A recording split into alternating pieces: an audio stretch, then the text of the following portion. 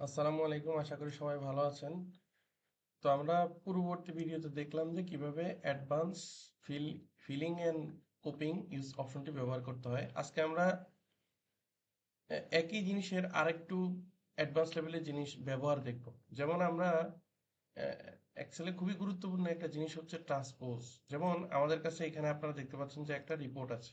তো রিপোর্টের আমরা দেখতে পাচ্ছি যে কলামে আমাদের জোনগুলির নাম আছে এবং রোতে আমাদের মান্থের নেম এবং সাল দেওয়া আছে। তো আমরা চাচ্ছি যে রিপোর্টটাকে আমরা এই ফরম্যাটে দেখবো না, আমরা এই জোনগুলির নামকে রোতে দেখব, আর এই মান্থ এবং ইয়ারের নামগুলোকে কলামের মধ্যে দেখতে চাই।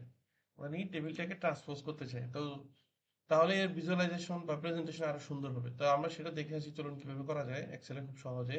আমরা কপি করব, কপি করে আমরা যেখানে ট্রান্সপোজ করতে চাই সেখানে পেস্ট করব।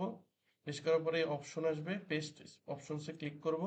করে এইখানে দেখবেন যে একটা অপশন আছে ট্রান্সপোজ টি, এটাতে ক্লিক করার সাথে সাথে ট্রান্সপোজ হয়ে যাবে। তো আপনারা দেখতে পাচ্ছেন যে টেবিলটি আমাদের প্রত্যাশিত আকারে ট্রান্সপোজ হয়ে গেছে, যে রোতে চলে আসছে জোনের নাম এবং কলামে চলে গেছে মান্থ এবং ইয়ারের নাম। তো এটা এক্সেলের খুবই গুরুত্বপূর্ণ একটা অপশন, অনেক ক্ষেত্রেই কাজে লাগে। আর এক্সেলে আরেকটি অ্যাডভান্স লেভেলের ফিল অপশন আছে। যেমন আপনি যদি চান যে মাসের নামগুলি আপনি বের করবেন, তাহলে আপনি সেটা কিভাবে করবেন? যেমন আমি যদি এখানে জানুয়ারি মাস, শুধু জানুয়ারি কথাটা লিখি, কথাটা লিখি, এবং যদি আমি সেই কথাটা লিখে যে ডক্টর সাইন যদি আসে, ছোট ডক্টর সাইন, এবং সেটাকে যদি নিচের দিকে ট্র্যাক করি, তাহলে আমি দেখবো মাসের নামগুলো অটোমেটিক চলে আসছে। আবার যদি আমি এখানে স্যাটারডে লিখি এবং সেটাকে যদি এখানে এই কর্নারে ধরলে ছোট ডক্টর সাইনে আসবে, সেটাকে ধরে মাউসে ড্র্যাগ করে টান দিলে দেখবেন যে ডের নামগুলো চলে আসছে। তো এইভাবে আমরা চাইলে এক্সেলে ফিল করতে পারি।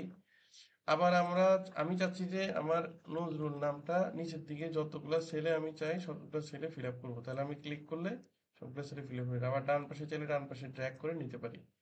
তো এইভাবে এক্সেলের বিভিন্ন ধরনের অ্যাডভান্স অপশন আমরা আমাদের সেল ফিলিং এবং পেস্টিং এর ক্ষেত্রে ব্যবহার করতে পারি। আসসালামু আলাইকুম, সবাই ভালো থাকবেন, সুস্থ থাকবেন।